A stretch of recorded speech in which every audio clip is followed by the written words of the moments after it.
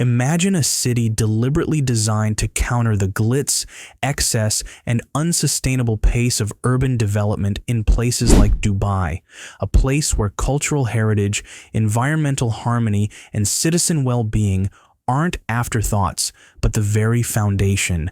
That's Bhutan's vision. In this script, we'll unpack how this extraordinary project came to be, what it entails, and why the world is watching Bhutan defy conventional development. Dubai embodies a model of rapid, spectacle-driven growth, an urban playground of splashing fountains, record-shattering megastructures, and an economy fueled by tourism, real estate, and opulence. Skyscrapers like the Burj Khalifa, luxury hotels, and extravagant artificial islands define its identity, and a vast carbon footprint follows in their wake. Bhutan's vision for the Gelephu Mindfulness City, GISAR, is a direct antithesis. Announced in December 2023, this planned metropolis sprawls across 2,500 square kilometers, 3 times larger than Singapore, yet marks a conscious rejection of vertical and unsustainable urbanization.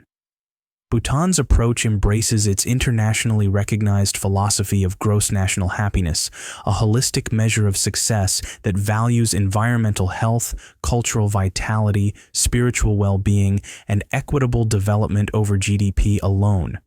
Rather than glittering new towers, Bhutan's model calls for mid to low-rise communities, stitched together by walking and cycling paths, electric vehicle corridors, and extensive green space networks.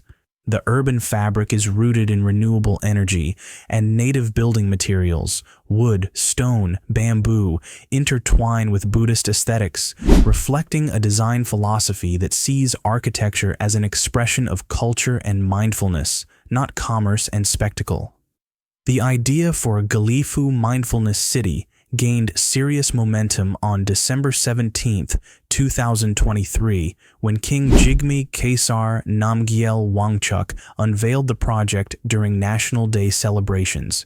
Within months, the government enacted a basic law to govern the area, designating it a special administrative region with its own executive, legislative, and judicial systems. This legal framework aims to safeguard traditional culture while facilitating foreign investment. The rollout spans 21 years, with an initial phase intended to house 150,000 residents, ultimately scaling toward 1 million inhabitants. Foundational infrastructure has been mapped out: universities, hospitals, hydroelectric systems, greenhouses, farms, and EV-only zones, all punctuated by mindfulness-driven public amenities, walking trails, wellness centers, and open-air marketplaces. Decades of urban typologies are being reimagined here. Instead of high-rises, we see mandala-inspired neighborhoods built around streams, sanctuaries, and ecological corridors, urban design married to carbon-negative principles in a country constitutionally committed to maintaining at least 60% forest cover. Educational institutions will emphasize sustainable agriculture, green energy, tourism, artisanal crafts, and technology, all vetted to meet Bhutan's mindful growth standards. Through bold legal innovation and visionary design, Bhutan is offering not just a city, but a paradigm shift, a fully intentional and mindful urban ecosystem that preserves cultural depth, protects biodiversity, and invites economic vitality without compromising its spiritual and environmental soul. At its core, Gelephu Mindfulness City reimagines urban design by weaving together Bhutanese tradition, ecological integrity, and forward-thinking architecture. The master plan, crafted by Bjarke Ingels Group, BIG, in collaboration with Arup and Tistri, spans over 1,000 square kilometers and draws directly from Bhutan's gross national happiness framework. Unlike vertical cityscapes in Dubai, Gelephu embraces a terraced, mandala-inspired layout. Neighborhoods cascade from hilltops to valleys, linked by inhabitable bridges that host vital community functions, universities, cultural centers, health clinics, and even a temple dam hybrid. Every design decision is intentional. Streets are low-rise and permeable, paving the way for cyclists and pedestrians, with EV corridors running alongside waterways. Buildings cap at 6 stories and feature passive solar orientation, natural cross-ventilation, and materials like rammed earth, bamboo, and stone, drawing on local craftsmanship and forest resources. These structures reflect Bhutan's traditional methods: wood joinery, dry stone walls, flying roofs, while seamlessly integrating modern safety and energy systems. It's not just architecture, it's a hands-on expression of identity and sustainability. Green buffers fill the space between urban pockets. Forest corridors preserve wildlife movement and maintain Bhutan's constitutional mandate of at least 60% forest cover. Multiple rivers crisscross the terrain, with bioswales and paddy fields used to manage monsoon inundation while supporting biodiversity. Imagine living in a city where meditative temples and hydropower structures coexist with natural groves, rural terraces, and wellness trails, a living tapestry of culture and futurism. Bhutan's vision for the Gelephu Mindfulness City hinges on mindful investment, a model shaped by purpose, not profiteering. The city rejects luxury real estate speculation in favor of education, healthcare, sustainable agriculture, green tech, and creative industries. It has launched innovative funding tools like fixed-term deposit bonds and is structured to welcome foreign direct investment that aligns with environmental and cultural standards. Importantly, this framework aims to root economic opportunities domestically, curbing youth unemployment, which was nearly 30% in 2022, and reversing the trend of brain drain. Nobel laureates Joseph Stiglitz and Michael Spence, along with global sustainability firms, have lent early credibility to the project, reinforcing Bhutan's intention to pioneer a version of capitalism built around well-being and stewardship rather than profit alone. The Gelephu SAR governance structure, empowered by a unique basic law and its own financial and visa regimes, mean it operates like an almost self-governing entity. In effect, Bhutan has created a modern, mindful accelerator zone, a deliberate experiment in melding cultural values, sustainability, and economic vitality at scale.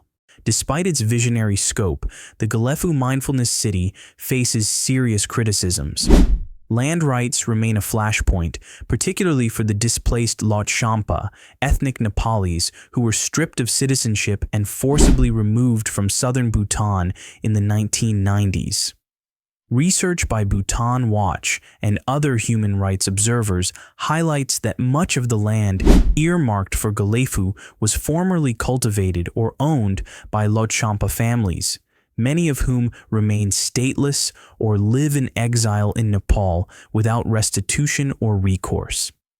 A recent moratorium on land sales within the region underscores how sensitive and unresolved these property issues remain, sparking concern among locals who fear further displacement and dispossession. Compounding the situation, the government's broader crackdown on dissent, evident in arrests under vague national security laws, media suppression, and barriers to civil society registration, casts a shadow over the project's claims of inclusivity. Connectivity is another concern. While Gelephu's plan depends on new roads, power lines, and telecom infrastructure, the rugged terrain makes such integration expensive and time-consuming. Moreover, Bhutan's strategic position, sandwiched between India and China, adds geopolitical strain. China has reportedly advanced infrastructure and civilian settlements in disputed northern valleys, prompting fears that a highly developed border city could attract unwanted regional attention. Finally, balancing the need for foreign capital with cultural preservation presents a delicate tightrope walk.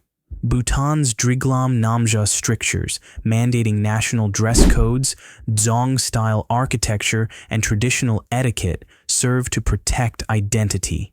Yet these regulations may also inhibit economic diversification and deter foreign businesses accustomed to more flexible urban environments. Investing in a city that enshrines both traditionalism and modernity requires innovative legal and planning frameworks, an experiment that could become unstuck if either side feels neglected. Gelephu doesn't exist in a vacuum. It builds on Bhutan's extensive history of green architecture and cultural integration. From ancient dzongs, fortress temples merging thermal mass with passive ventilation, to more recent eco-friendly institutional buildings in Thimphu, Bhutan has long fused form and function in harmony with nature. The Bhutan Green Building Design Guidelines (BGDG) 2013, authored by the Ministry of Works and Human Settlements, detail rigorous criteria: solar-oriented orientation, double-glazed insulated windows, rammed earth walls, and strategic window placement to maximize daylight and reduce heat loss. These guidelines also advocate for thermal mass properties, sealed building envelopes, natural ventilation, and local material sourcing, creating buildings that are climate responsive and low carbon. While the Building Design Guidelines (BGDG) is voluntary, central agencies like the Department of Human Settlement have embedded these principles within national development plans. These guiding policies translate into very tangible neighborhoods and streetscapes. Blocks of 2 to 4-story homes are aligned on an east-west axis, their long facades and overhanging eaves capturing low-angle winter sun while shading interiors in mid-summer. Roofs are punctuated by north-facing clear-story windows and solar thermal panels tucked beneath traditional timber beams, providing hot water and passive heating without disrupting the vernacular silhouette. Between house clusters, micro-dams channel spring melt and monsoon runoff into raised terraced ponds, each powering a silent, fish-friendly turbine and irrigating adjacent community gardens. These small-scale hydropower nodes not only light the paths at dusk, but also support multi-generational craft workshops where weavers and woodworkers draw on century-old techniques even as they experiment with sustainably harvested bamboo and locally quarried stone. Beneath the visible traditions lies a rigorously engineered core. Walls of rammed earth are reinforced with seismic-resistant mesh, and dry-stacked stone retains terraced bedrooms carved into hillsides. Local wood joinery, celebrated for its dovetail joints and flying roof overhangs, is now paired with concealed steel box beams, yielding resilience against tremors without betraying the centuries-old aesthetic. Even street furniture and public pavilions follow these precepts. Stone benches used in village plazas double as thermal mass, radiating warmth to the chill mountain air at night. Community pavilions, roofed in hand-pressed clay tiles, open on all sides to encourage airflow and social exchange. Here, every structural detail reaffirms the ethos that in Gelephu, architecture is more than shelter. It's a living manifesto where every wall, beam, and water channel embodies Bhutan's promise of harmony between people, place, and planet. Bhutan's anti-Dubai isn't about defying global development.